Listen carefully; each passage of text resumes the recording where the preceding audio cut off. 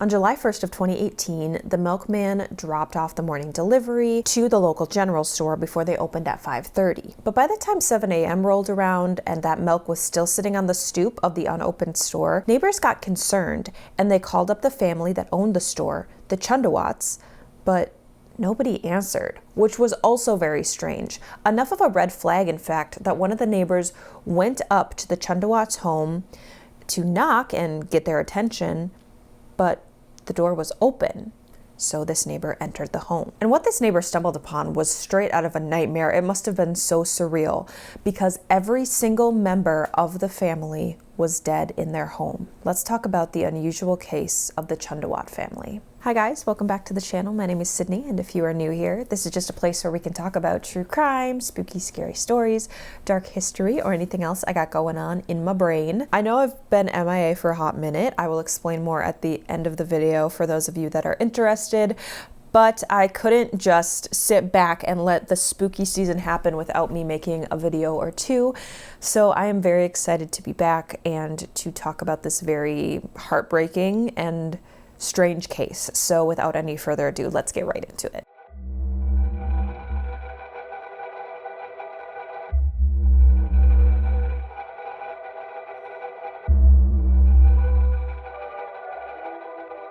The Chundawats lived in a city about 30 minutes from India's capital called Barauri. And I guess you could call it like a suburb, if you will. It had a lot of family homes, lots of small local businesses, things like that. And the Chundawats were just one of the families living in this town. And the Chundawats were just an average family living in Barauri. Under one roof, there were 3 generations living in the home. So the family consisted of the matriarch, Narayani Devi, and her husband, who passed away in 2006. His name was Bhopal Singh. Then they had 3 of their children living in the home. Their names were Vunesh, Lalit, and Pratibha. Vunesh got married to a woman named Savita, and together they had 3 children together, Neetu, Novu, and Dhruv. Lalit got married to his wife Tina, and together they had a son, and his name was Shivum. Pratibha had been married at one point, but her husband had passed, but together they had a daughter named Priyanka. So here, 11 members of the family all were living together in one home, which was pretty typical for the culture and for the time. But obviously, Bhopal Singh was the head of the household. He was the patriarch, he was the man. He made all of the decisions for the family. But like I said, in 2006, he ended up passing away, and this left the role of the head of the household kind of open. And they needed to decide, whether consciously or subconsciously, who was going to fill Bhopal's shoes. The eldest brother in the family, whose name I didn't mention because there are already so many names in this story, he didn't actually live in Barauri, so he was kind of out of the question for the role. And Vunish, who was the second oldest, he was reserved and he didn't really want that role. He didn't want that responsibility. So that left the youngest son, Lalish, to fill this role as the head of the household. And he was kind of perfect for this because he just seemed wise beyond his years. So the 11 family members lived in this 3-story home in Barauri, with their general store being on the bottom level and then the family home being on top. The Chundawats were known to be extremely kind. A former employee that worked for the Chundawats said that if he ever forgot his lunch, they would provide him a free meal. Customers said that if they were ever short a couple bucks, or if they were, not doing super well, the family would give away their products to help the locals get by. They were just very nice, considerate people. The family was also known to be pretty religious. They would go to the temple twice a day to pray, but they were also laid back. Like, the teenage boys would often be seen running around with the other kids in the neighborhood, playing cricket, and the matriarch, Narayani Devi, would often be seen sitting next to the owners of the shops nearby, just chatting. And this was a super exciting time within the family because Priyanka had actually gotten engaged a few weeks back. So they had had this huge engagement party within the Chundawat home to celebrate the occasion. So back to July of 2018, the police had been called by around like 7:30 a.m., but they weren't even there yet, and a sizable crowd had gathered around the general store because a lot of people went there to buy their milk, and obviously the store was closed, which was weird, and they were kind of waiting to see what happened. Not only that though, but whispers were slowly spreading around the community that something had happened within the home. So people were curious and they were gathering. And these rumors were only strengthened by a video that was shot and posted that morning. Somehow somebody had gotten into the home and took a video, about a 2-minute video of the crime scene in full, and posted it on WhatsApp. So people were seeing this video and they were like, holy shit. And they were like running to the Chundawats' home to try to get a better idea of what was happening.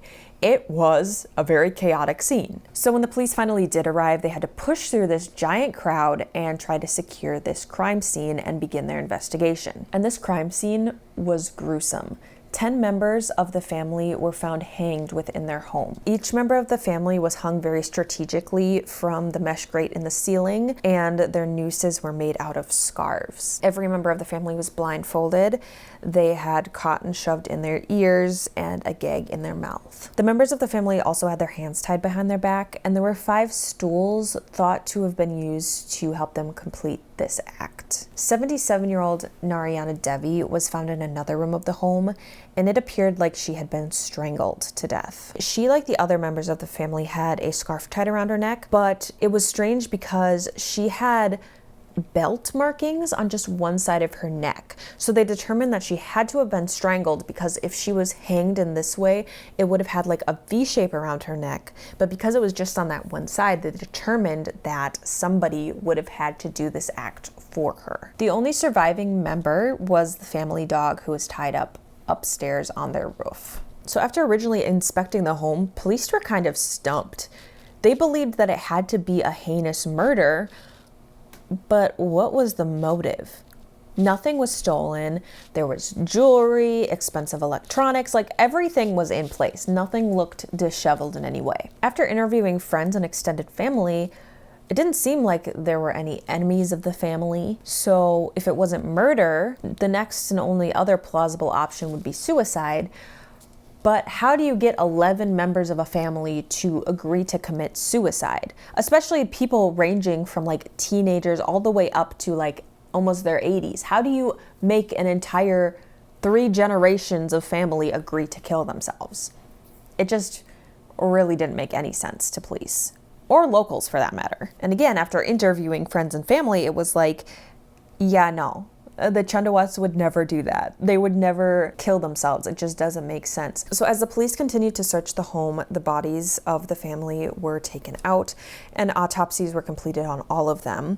And this only confirmed the idea that it was a suicide. The autopsy reports came back and said that every single member of the family died from hanging, with the matriarch dying from a partial hanging. Around this time, police also discovered CCTV footage that was actually shot from outside the Chundawats' home, and it showed everybody leaving and coming into that home the night before the bodies were found. So they saw a few family members bringing up the stools and the scarves that were found at the scene. Not only that, but they saw one of the younger members of the Chundawat family going into the plywood store, grabbing zip ties, which were used to tie the family's hands together. So this only confirmed the fact that there was no mysterious figure going in or out of the house.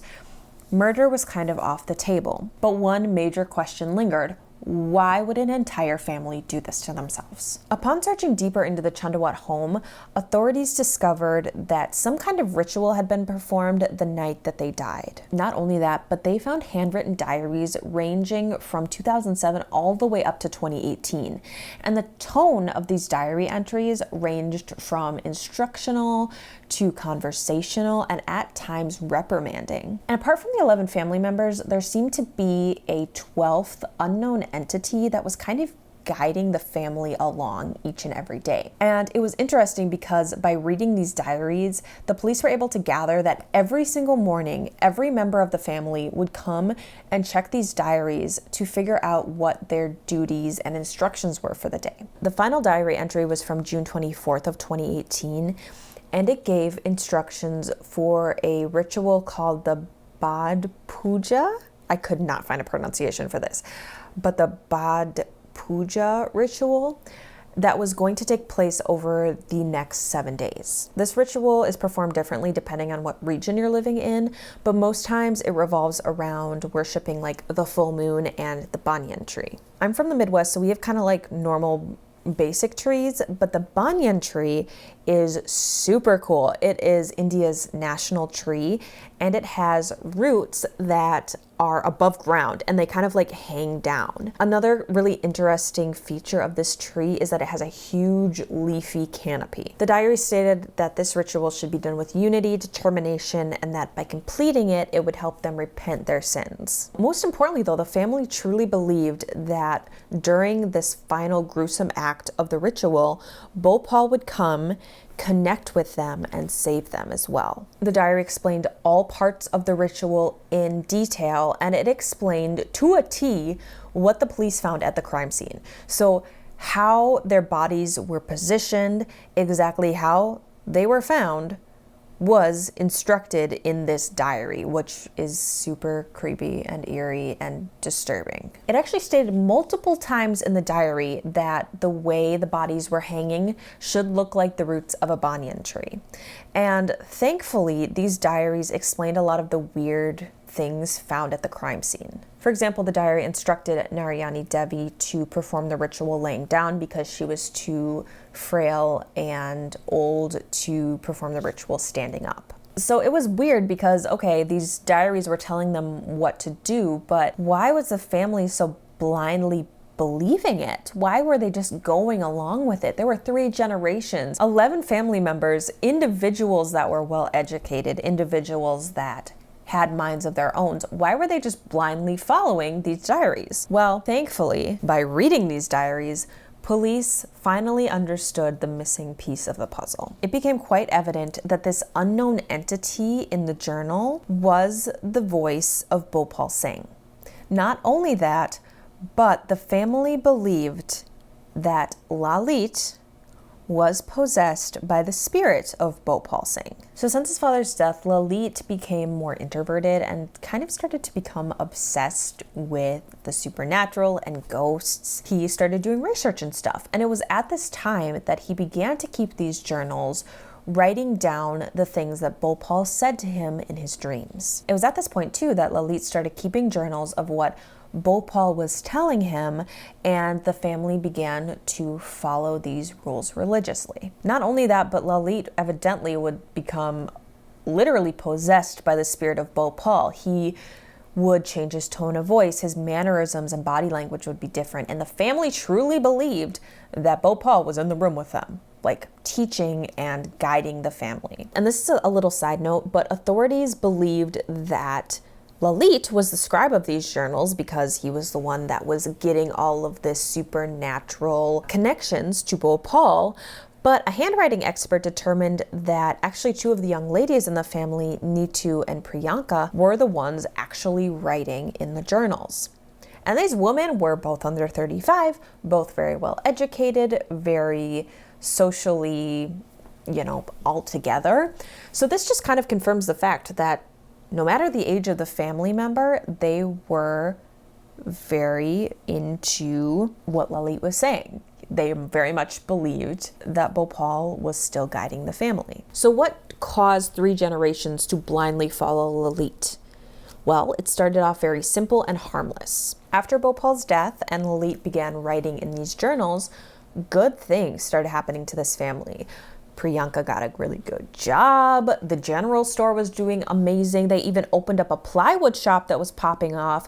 The family was doing very well financially. The family believed, and Lalit confirmed, that because they were following the instruction of these diaries, things were going well. Like if you prayed at this certain time, or if you fulfilled your duty of like cooking or cleaning or whatever, that you would have a good day. Then came the defining moment that really solidified the family's belief. At this time, Lalit was working at a different plywood store, and he and his boss got into an argument about money. Somehow during this dispute, Lalit got locked inside the store and it was set ablaze. So Lalit was trapped within this building, and at the same time, a huge pile of plywood fell on top of him, so he was trapped within this burning building. He was thankfully saved from this fire, but he lost his ability to speak due to smoke inhalation. A lot of people, including medical professionals, were like, this kind of injury would not cause somebody to lose their voice,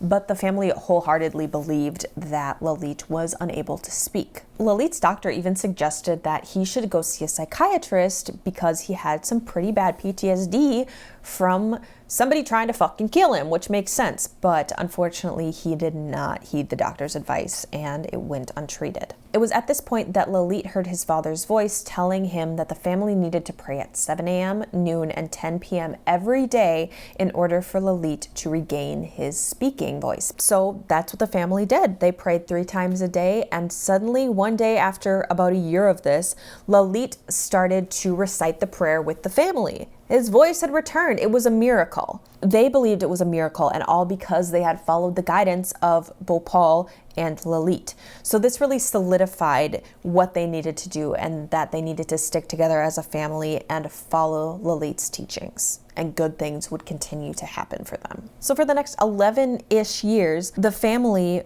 was completely devoted to Lalit and the spirit of Bhopal. Friends and extended family said that everything seemed normal. Nobody ever led on to the fact that they were almost in a cult-like situation. Like, even the teenage boys didn't really talk about their home life, or if they did, they never talked about the supernatural happenings within the Chundawat home. So one blaring question remains to this day: what drove Lalit to feel like the family had to complete this ritual, right? Like, why? Why didn't they just keep on living out the diaries, following the instructions? What led to this horrible end? Of course, we can only speculate at this point because no one in the family is here to explain what really was going on.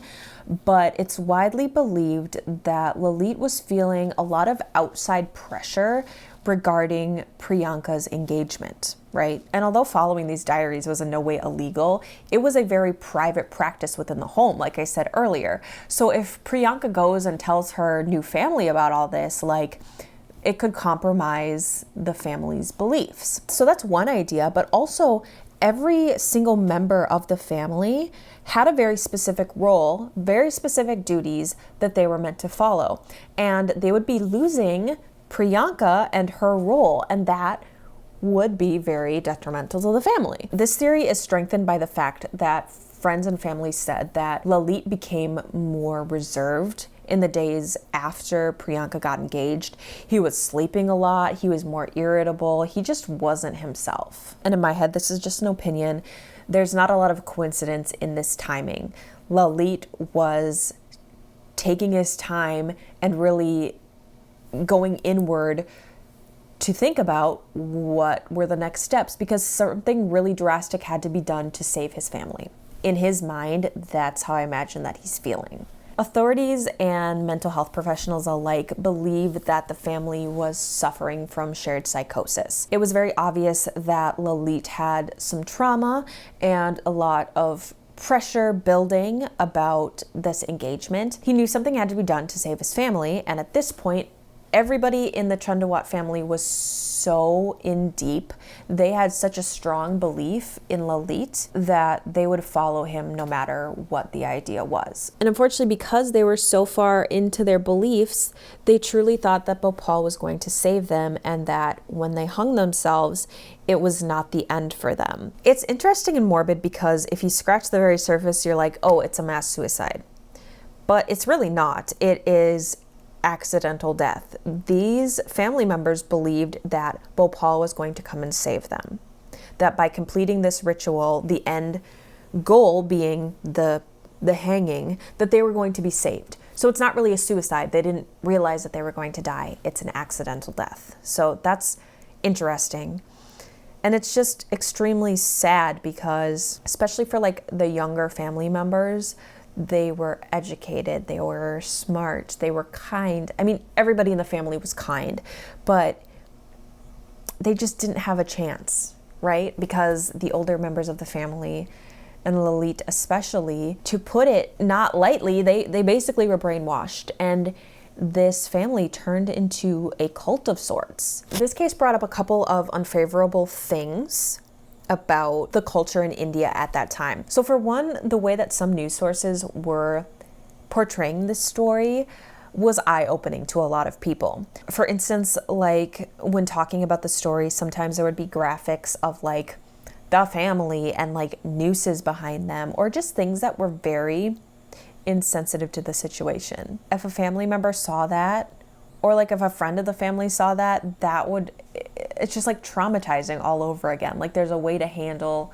these types of situations with grace, and a lot of media outlets were not doing that. So that was eye-opening to a lot of people, I think. And another example was news outlets really playing heavily into the cult aspect of the family. So they were taking things that weren't even really related to the case and just being like, it's all connected. For example, they were like, oh, there were 11 members of the family.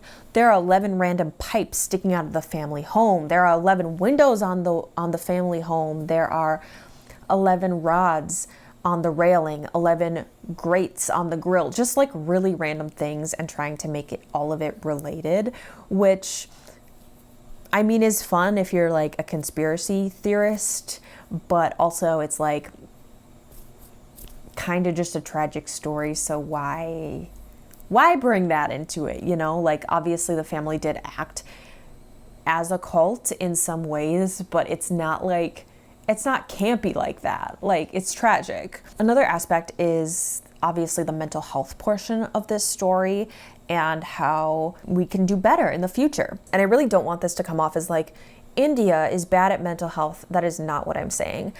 I'm saying that this is a worldwide problem. This type of story could happen anywhere in the world, and I don't think any of us would be surprised. The fact of the matter is, if Lalit had gotten mental health help for the conditions that he was suffering from, he might have not decided to carry out this ritual. That's just the reality of the situation, and I think that happens a lot of times, where if people just get the mental health help they need, a lot of really horrible situations could have been prevented.